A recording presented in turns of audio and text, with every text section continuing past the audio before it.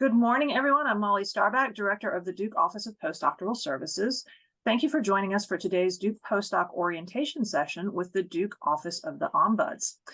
Please welcome Jessica Kuchta-Miller, who is our University Ombuds, and Keegan Cary, who is our Associate Ombuds.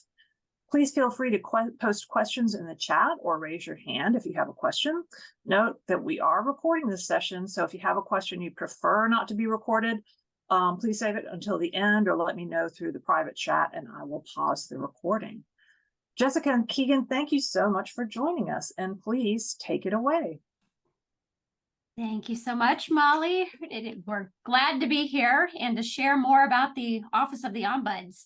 And for those who may not be familiar with the Office of the Ombuds, this is a newly reimagined office as of last year. And so the function of the Ombuds has existed at Duke for a while now, but with it being reimagined, the function has been centralized within this Office of the Ombuds, and we have expanded services to include students, staff, faculty, postdocs, graduate students, anyone and everyone in the university community, with the exception of health system employees. And Keegan is here with me. And in addition to Keegan, we also have a program manager, Jada Caldwell, in our office. And so Keegan, let me pause there for you to introduce yourself or say hi. Thank you, Jessica. Hi, my name's Keegan. I am the Associate Ombuds here at Duke, and I started here at Duke last August, so August of 2022, and it's great to be a part of a new centralized Office of the Ombuds here. So Ombuds, it is a unique name and a unique word for the services that we are providing. And Ombuds is actually a shortened form of the word ombudsman. And this concept dates back to the late 1700s with King Charles of Sweden, that while King Charles was away from the kingdom, he needed a way of ensuring that government officials followed the law and fulfilled their obligations to the crown. So ombudsman is a Swedish word that means the people's representative. We have shortened that along with our professional association and just use the word ombuds to refer to what we do. And the sort of ombuds that we are is what's known as an organizational ombuds. There are several types of ombuds. You may be familiar with the classical ombuds or maybe newspaper ombuds, which are more, as well as advocate ombuds. But what we do as an organizational ombuds is that we serve internal constituents into the organization with which we work. And so a lot of what we do may be related to workplace related matters and or learning environment related issues. And so as we've been really in the past year designing this new centralized office, really coming back to what the fourfold purpose of what it is that we do. And it's to facilitate, to navigate, to illuminate, and to educate. So to facilitate where and when it is that people see things differently from one another, where they may be experiencing either tension or conflict, and how is it that we can bring people together for conversations. Sometimes those are facilitated conversations. Sometimes those are one-on-one meetings. Those are group meetings. Really just a place and a space in which to talk about what it is that's important. We also help to navigate the bureaucracy of a large decentralized system, to understand policies, practices, and procedures, to identify, is there a policy in place that might apply to my situation? How is that policy interpreted? What might that mean for me? And then we illuminate, we bring to light, or we surface where it is that there may be problematic patterns or trends of behavior, sometimes misconduct, sometimes malfeasance, sometimes when it is that systems aren't working as designed, and sometimes the systems are working as designed, and that's part of the problem. And then the last is to educate. As likely can guess from what I've described so far, people generally don't come to an ombuds office when things are going well for them within the university. And we want to be more than a harbinger of doom. So we want to be able to begin to promote an environment or a culture of wellness. and to recognize that conflict in and of itself is neither good nor bad, but how it's managed can impact the outcome. And with that too, it can impact careers both here at the university as well as beyond the university. As organizational ombuds, we adhere to the International Ombuds Association standards of practice of confidentiality, impartiality, informality, and independence. So as a confidential resource, the identity of our visitors and all communications with those visitors are held in strict confidence to the maximum extent. So what that means is that Jessica and I will not confirm nor deny that we've spoken to anybody unless we have express verbal permission from that visitor. All services through the Office of the Ombuds are voluntary and off the record. So that informal piece. Contact to the Ombuds does not put the university on notice. And it's really an informal conversation for you to talk about what's important for you. And ultimately, the visitor is the decision maker in the process. So wear that confidential sounding board to talk through not only what's important, but identify what options may emerge during that conversation and help a visitor to determine what path forward they see is most fitting for them.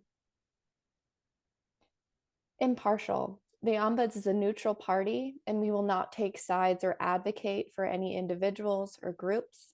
We often get the question, what's your advice? What's your opinion on this? And we're not able to provide that. Instead, we help visitors talk through what is their thought process? How might they think about moving forward from multiple different angles to help them make an informed decision for moving forward? And then lastly, our office is independent, so we're freestanding and fully autonomous. We are outside of the administrative structure here at the university, but that does allow us to not kind of get stuck in the red tape. And it does grant us access to provide feedback on university-wide trends that may impact the entire campus community.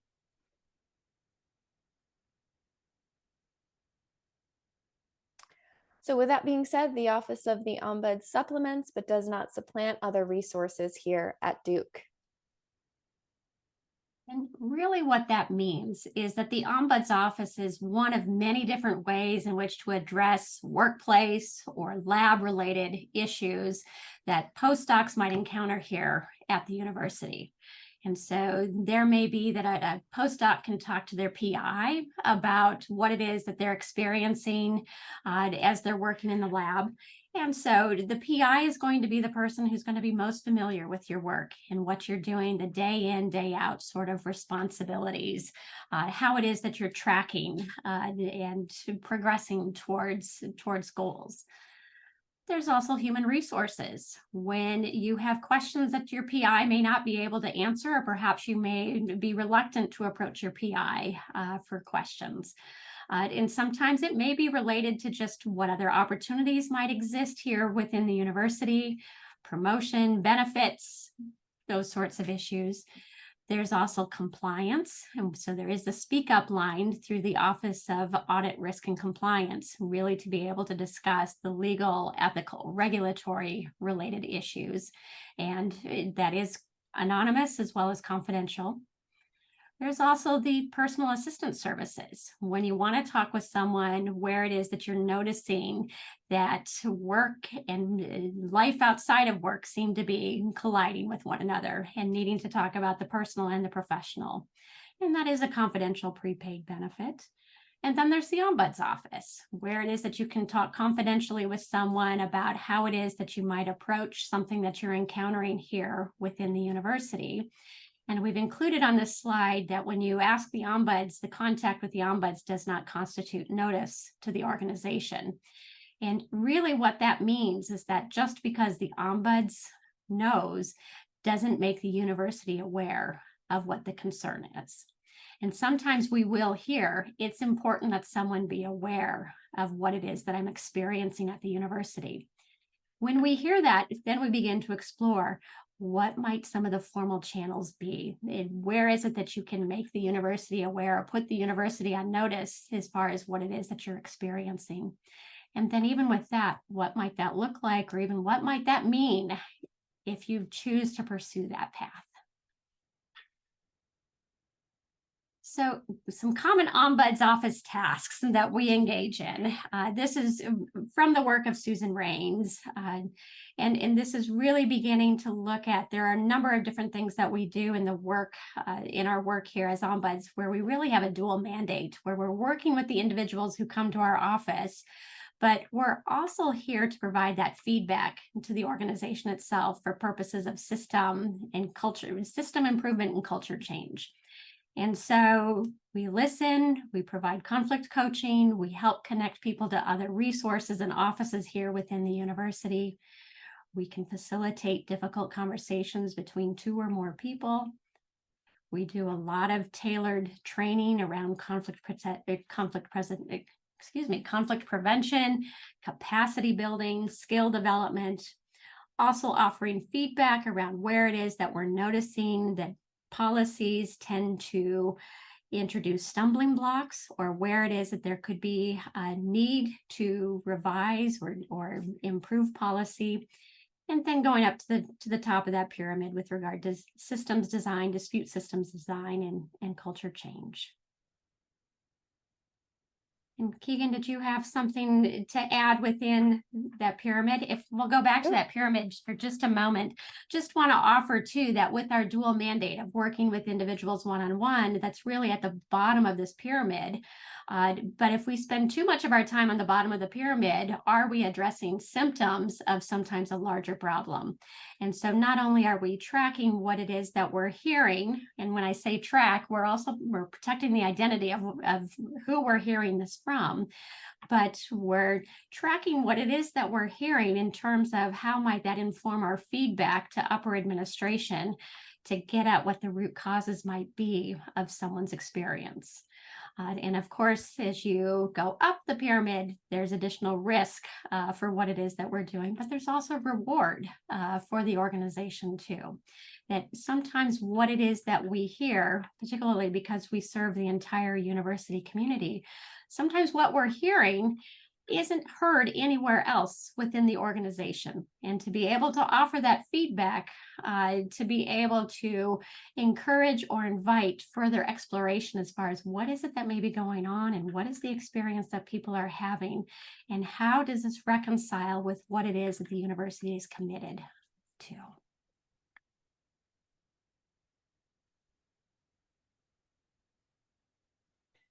So the Office of the Ombuds can help you untangle all sorts of concerns. So one of the pieces here that we help visitors with is kind of thinking about the bottom of that pyramid. So types of common concerns that we hear are interpersonal disputes or research-related matters, such as concerns regarding authorship, conflict of interests, or scientific misconduct, as well as funding-related questions, working conditions, unfair treatment, any sort of disciplinary actions or abrasive conduct, ethical dilemmas, compensation or benefits related questions, concerns or questions related to career progression, any frustrations revolving administrative roadblocks or red tape, or any questions related to Duke policies and procedures. So when to contact the Office of the Ombuds, think about if you might need a confidential or impartial thought partner, if you want to be proactive about an anticipated issue, if you want to identify or explore and assess options, or if you're uncertain on where to go or what to do, the Ombuds can help you keep things on track, build skills to manage conflict effectively, have constructive conversations, and identify what other resources here at Duke or within the community might be able to support you in navigating your concern or situation. as well as where that stepping stone to learn about those formal reporting channels. As Jessica already mentioned, we may hear that that a visitor wants something on record or wants somebody within the university to know what it is that they're experiencing. So that gives us an opportunity to share more about those offices we help to complement versus replacing those offices. So we would let people know where they can make a report, how to do so, and generally what they might expect with that process. Anything else to add, Jessica? Not that I can think of right now. So at this time, we do want to open the floor to any questions and invite you all to ask for further clarification on anything that we shared today. So I'll go ahead and stop sharing my screen to open up the floor if there are any questions.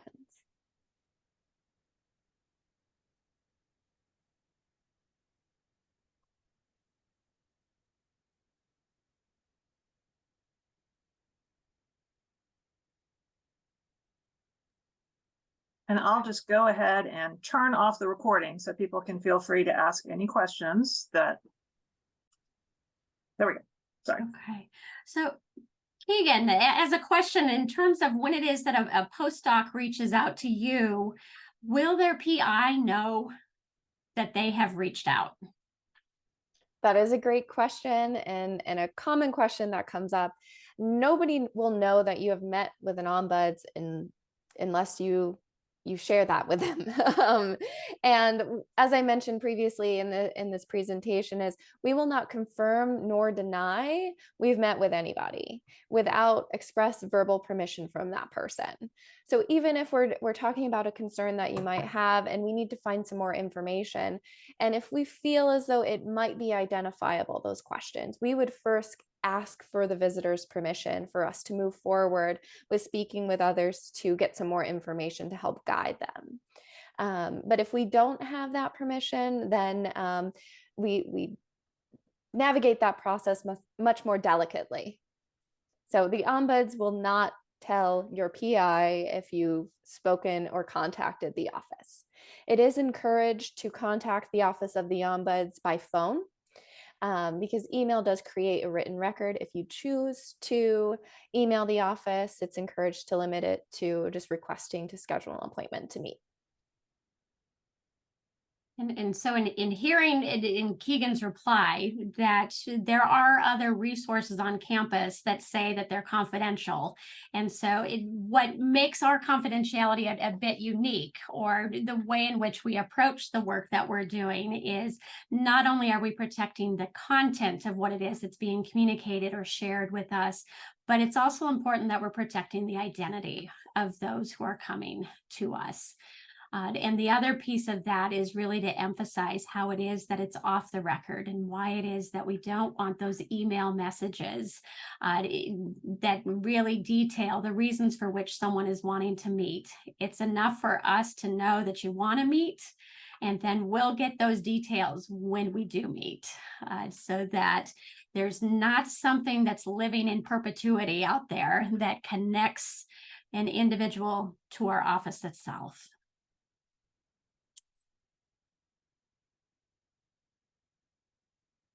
Keegan, I wonder if I can pose another question for you. Yes, please do.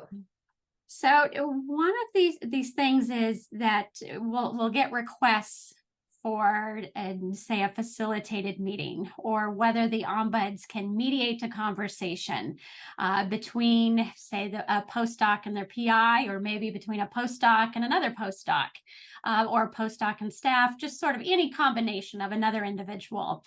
Can you share more in terms of how it is that the ombuds can help with a facilitated conversation? Absolutely. So when one party reaches out wanting to have a facilitated discussion with somebody else, the first thing that we share is that every service offered through the Office of the Ombuds is completely voluntary. So all parties would first have to agree to move forward with that process. So that helps us determine as ombuds if a facilitated conversation is appropriate. And we also think about the purpose of that conversation. So as those facilitated discussions look in the Office of the Ombuds, it's a place for us to facilitate dialogue between two or more parties. So we are also not that party to enforce an agreement or come up with a decision. We're not an authority piece in that conversation. Instead, we're there to help kind of bridge the gaps and kind of pivot when there are those sticking points in a conversation. So it's focused on dialogue, and all parties would have to agree. And we also don't keep a written record. So going back to that agreement piece, sometimes people want to have a facilitated discussion to come to an agreement that is then enforced by another party or a third party. And the Office of the Ombuds is not able to provide that. So I just wanted to share what that looks like. And we also work with that first party to think about how they might invite that second party to reach out to the ombuds, because we would meet with all parties involved prior to facilitating that discussion. As Keegan's mentioning too, with regard to appropriateness for a facilitated conversation, really wanting to understand what's the purpose in the request to have a facilitated conversation. And is it a purpose that's amenable to a facilitated conversation? Is it being approached as an opportunity to where it is that both can learn from one another? That both can share what's important to them, and in hearing that, begin to build those bridges with one another? Or is that facilitated conversation being requested more so out of a need to convince, compel, or control the other person, somehow to persuade or influence or maybe even demand that the other person do what it is that you might be wanting them to do? And we'll pause in those moments in terms of whether or not a facilitated conversation would be appropriate for that purpose. We can control how it is that we show up and what we think in those conversations, but we can't control others. And so that just does not set that conversation up for success if that is what it's being used to pursue. Keegan, did you have anything you want to add or supplement that one? No, I thought that summary of what I originally shared and what you just added helps to encompass what that process looks like. But if anybody here has any follow-up questions of what it is that we share, I just want to invite you to jump in as well. And we can always pause the recording if that is more comfortable.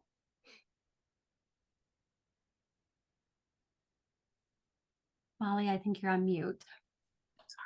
I had a quick question. I saw that you were offering trainings last semester. Are those going to continue?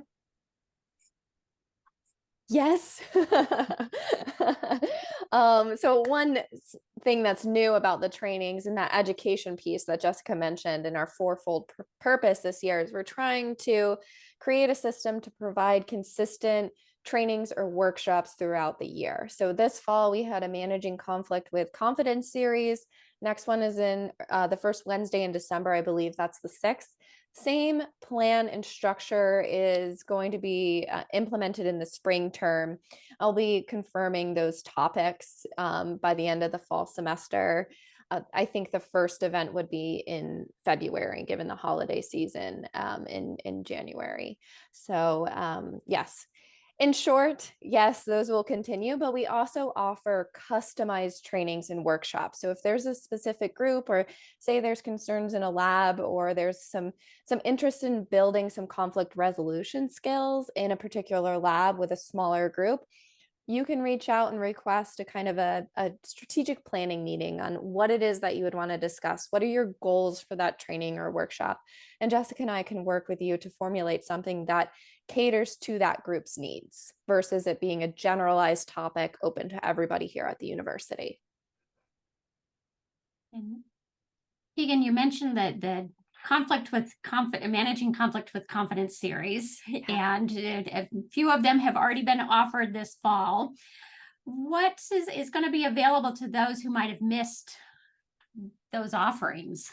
Great question. The goal is to have them recorded and have them be shared via email, as well as kind of live on our website for people to revisit at any point in time where they're feeling like they want to brush up their skills, and kind of listen on their own time, as well as kind of curating some handouts or additional readings and resources to support what it is that the content shared in that recording.